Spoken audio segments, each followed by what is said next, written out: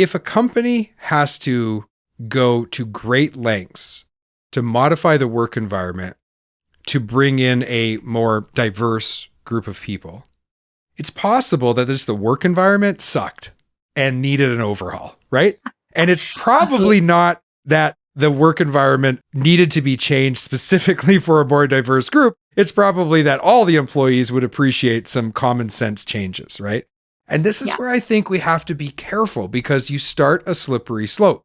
So, for example, there are certain things that women need that biological men don't need on a regular basis, right? And things happen biologically that need to be addressed. And Very true. like those things should be there to support that more diverse group.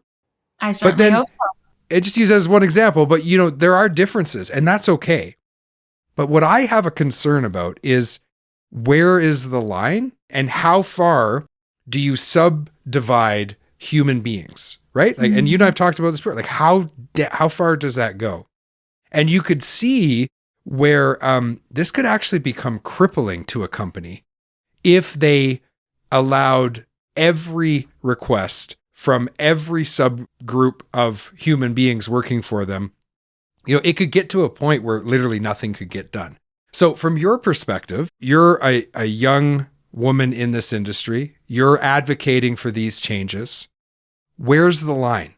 Where could diversity and making concessions for employees go too far?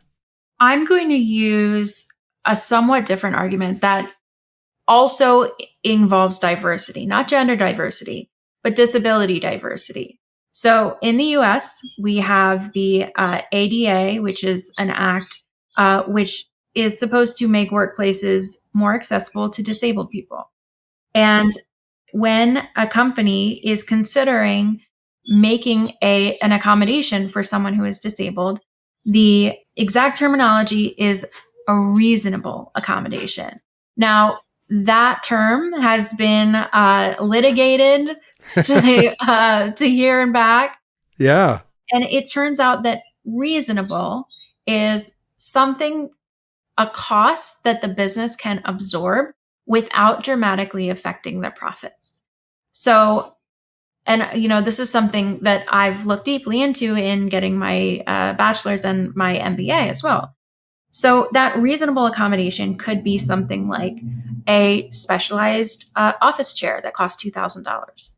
Generally, if you're an employer and you have more than 50 employees, you can absorb a $2,000 cost without greatly affecting profit.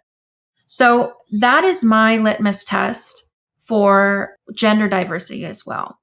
So something like having bathrooms that are accessible to women and that are private.